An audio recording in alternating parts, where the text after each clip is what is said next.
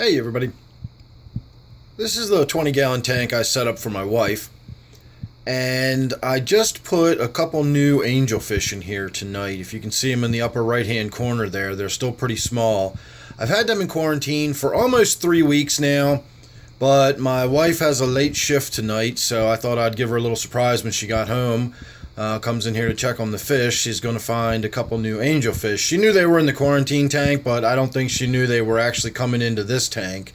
And she really loves angelfish. I've been trying to get a couple of them in here for a while now, and I don't know what it is, but I just keep having bad luck with angelfish in this tank. And recently I've just been having a string of bad luck with the angelfish that I've been getting from the big chain pet store.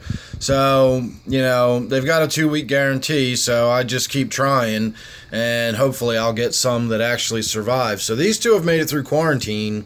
Let's see how well they do in the tank here. They're certainly aggressive when it comes to feeding, and I'm hoping they grow up to be beautiful. I really like this yellow, black, and white one. It's not a koi, but it looks really similar. And then this one's just going to have a lot of sort of dusty, smoky color in it, and I really like the shape of its dorsal fin too. I think that's going to grow up to be beautiful. I also like the clear fins on this one. The caudal fin's almost completely clear except for the black stripe, and then the dorsal fin likewise is mostly clear with just little bits of black and white in it. So I think they're beautiful angelfish. I think they're going to look really nice provided they survive and grow into adulthood into this tank. Otherwise, the water Sprite that I put in here is doing very well, as you can see. It still is just, when you throw it in the tank, it kind of lays on its side until it's sort of acclimates itself to which way is up, and then the roots will eventually start growing down and the plant will start spreading out. So this one's been in here for a little while, but not very long, and it still hasn't really figured out which way is up. You can see it's actually even already starting to get some little babies growing out here on the tips. So probably next water change I'll get in there and I'll start thinning some of this plant out. Don't forget, I've always got water Sprite and at least Java Fern for sale. There could be other plants. Just contact me and we can discuss it. My email will be down in the description below, and we can talk about whatever I've got going on at the moment. But I've always got water Sprite and I've always got Java Fern available, so hit me up if you need any. And beyond that, when I put the plants in this tank, if you can see that dot in the back glass there, that's a snail, and there's lots of them in here. And if you look over here, you can see snail eggs on the glass. You can see snails back there on the glass. So I definitely put snails in here. There's a couple right there. But I'm not unhappy with it, honestly. They've actually got the tank pretty clean.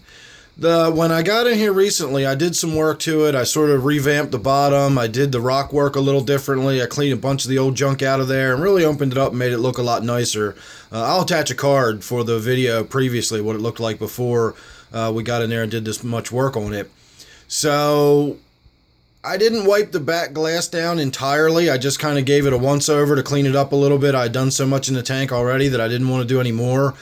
And if you look at it now, it's really nice and clean. That is one of those sticky film backings. It's meant to look like the ocean floor, and it just goes off into the distance there. This is one of the first tanks I ever set up way back in the day when I didn't realize there were other options to what you can put behind a tank, but there are.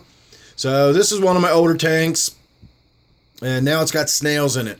But as I was saying, the snails don't really bother me. The only reason the pond snails are considered nuisance snails is because of the way they breed.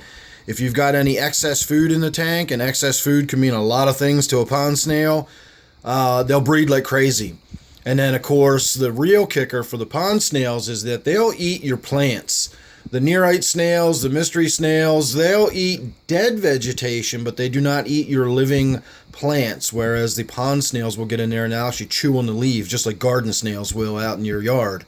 So they're considered a nuisance by most people based on the fact that they breed prolifically. They blow up your they don't really blow up your bioload, but they add to your bioload, and they work on your plants. So most people consider that to be nuisance behavior. Personally, I don't care as long as they don't put a beating on the plants, and if they're keeping the tank clean, that's just fine by me. So what I think I'm going to do is put some ghost shrimp in this tank. I've got a tank in the basement that I specifically breed snails in just for my puffer fish, and it's just a tank that's just got snails in it, and I put a big old pinch of fish food in there every day just so there's tons of food in there for the snails to breed like crazy. And they do. But if you put 1 or 2 ghost shrimp in there, it just kills the population. I'm looking in there tonight, and there's like no eggs on the glass anymore. So I put some shrimp in that tank recently, and I thought I got them all out, but I must not have, because I'm still not seeing any eggs building up on the glass. So I'm going to try putting that or those shrimp in here. I don't know if it's more than one in there or not, but I'm going to try putting them in this tank and see if we don't find some kind of balance. The snails will, that are in there will keep the tank clean. The shrimp will prevent any new snails from really developing. They'll eat the eggs on the glass. And who knows, maybe we'll develop some sort of little symbiotic relationship between the snails and the fish in there and the bioload and all that or something. I don't know. We'll see what happens. But that's about all that I got going on tonight. I was working in the fish room downstairs, but I was actually working on the overhead light in the room. I took that antique overhead T12 fixture out, and I replaced it with a more modern, more efficient T8 unit. So that's got really nothing to do with my fish. But when we do look at stuff using the overhead light, it'll be a lot clearer and a lot more visible now. I have a lot better lighting down there. And I will also drop another teaser and let you know that that is just a prelude to the project that I'm getting ready to start working on down there. I wanted a little bit better lighting while I was getting started on it. So we started by replacing the light.